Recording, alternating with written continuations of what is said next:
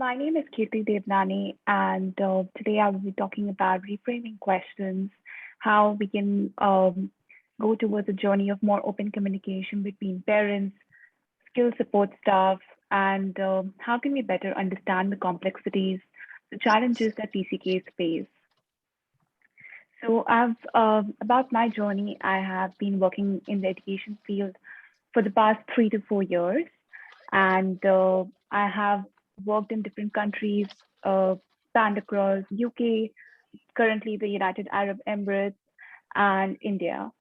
So started off in the education journey, but now I have from the start of 2021, thanks to COVID, I guess, realizing the difficulties that many people are facing, and especially TCKs, I have transitioned to counseling, and I'm now studying a master's with the University of Edinburgh um, in mental health for young people and children. So today my presentation is also more about what the literature, what I connect with, and what I've adapted in my practice with parents and children. So some of it may already coincide or has been discussed briefly before, and I apologize if some of it seems repetitive.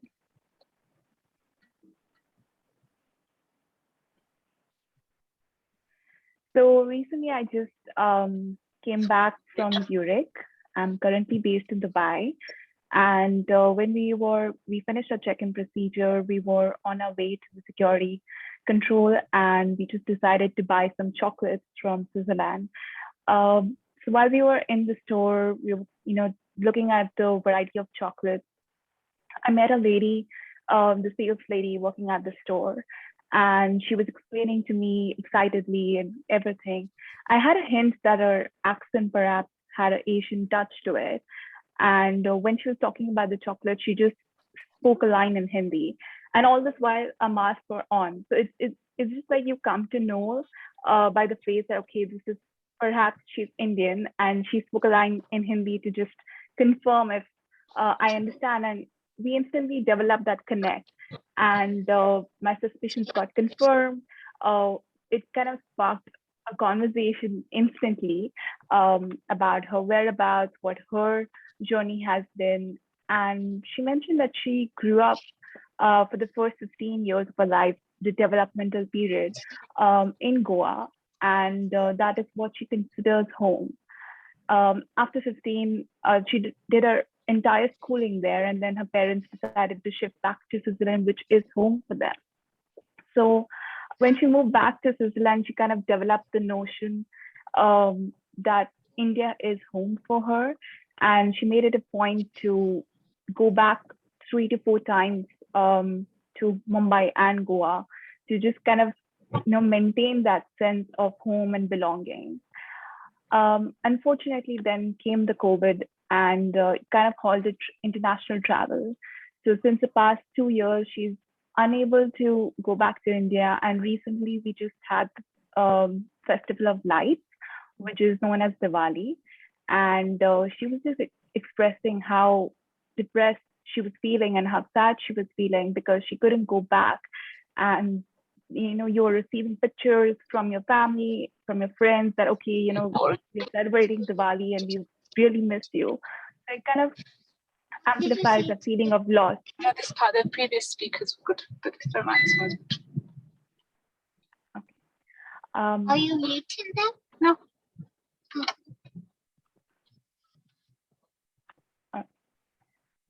Is it? Oh, okay. One sec.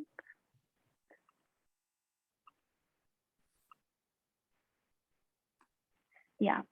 So, and she is what we call an adult TCK, adult third culture child. So some of us may relate to her story where we feel there is a struggle with the sense of belonging. We feel out of place, not fully belonging anywhere in the world. And even more so in today's world with the weight of globalization, ease of air travel, there's an increasing likelihood that every teacher in classroom across the globe, they might have at least 1 to 2 TCKs in the classroom. And this is why it's even more important where we focus and learn about how to support TCKs.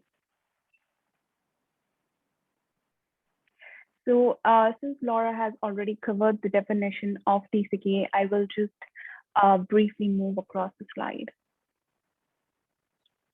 So one, like I mentioned earlier, globalization has had a direct impact on our society and world.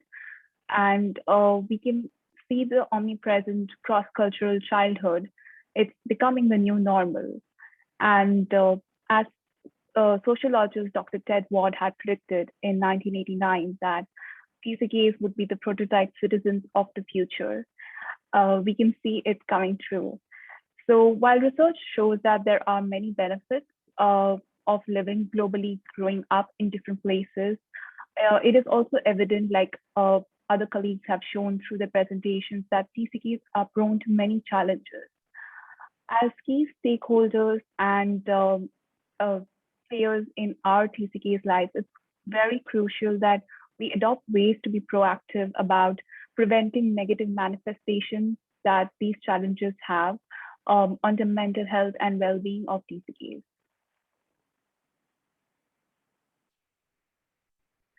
The first few questions or factors that are exchanged while introducing ourselves. This is a very common question that comes across. Where are you from? It's a simple question. It is often used as an icebreaker to just get things flowing across. But sometimes we may not realize the repercussions that this simple question may have. It can trigger a host of feelings such as anger, unresolved grief, confusion, like where am I really from, or a host of lonely memories. And like you can't call any place home. So it triggers all of that. And research has found that most TCKs struggle with a sense of belonging, identity crisis, the rootlessness, or there are many other concerns. So while we know the repercussions of this question, it becomes even more important that we kind of make this question redundant in schools, in introductions, in any setting, social setting, professional setting, and we develop some alternatives.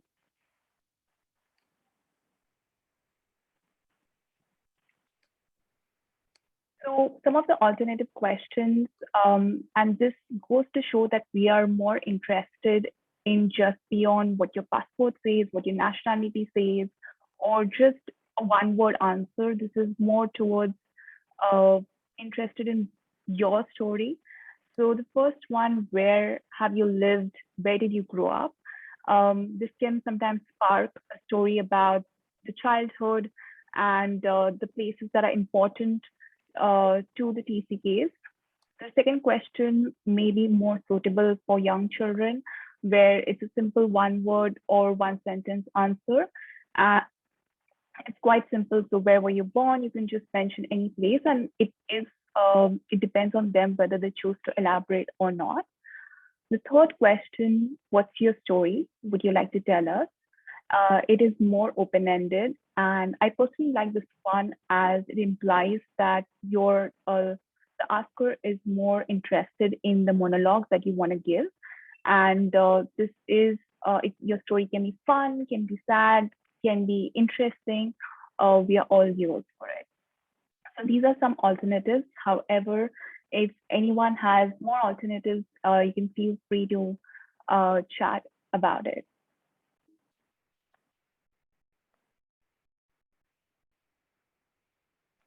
So TCKs also come under the subset of TCKs cross-cultural kids. However, why we focus on TCKs is that they possibly live in a country they never know. I mean, they know that it cannot be home for them. And this sense of never being home, the sense of rootlessness, is what makes the TCK's experience unique.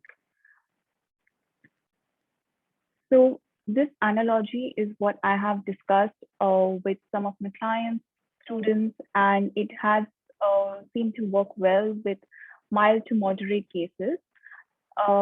And Amanda, I don't know if you can relate to this, but you can let me know. So the roots in self. Like we know that TCKs experience a lot of transitions. There is constant change, which means that, like we said, where are you from? There's no definitive answer to that. So it is that you are establishing that roots are within yourself, and all the places that you have lived, you have grown up in, you have worked, they are the branches. And like Amanda had mentioned, that home is where the heart is. It is with your family, with your pets, with your belongings. So home doesn't necessarily have to be a place on the map. It can be memories that you carry with you. It can be the connections that you have with people, family members. It can be the things that you carry, keychains, anything. So it can be whatever you want it to be. And in that sense, you carry the home with you. So the roots are within you and you're not rooted to the ground. So this is something that has worked with some. It may not be applicable or suitable for everyone.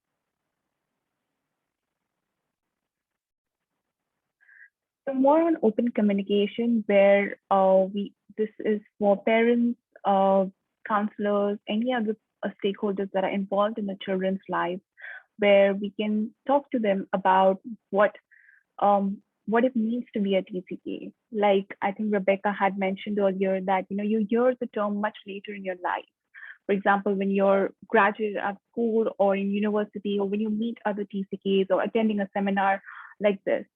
So when parents broach about the subject, they initiate it and they talk in depth about what the term TCK means, what it means to live a life like that. Research has shown that it is much more helpful for the TCKs, and it clarifies some of the confusion, especially when they return to their home country and experience a culture shock, and the feeling that something is wrong with them. So if you kind of talk about this, they know that it's nothing wrong with them. What they're experiencing is normal. It's okay to feel different, and it's okay to feel what they're feeling.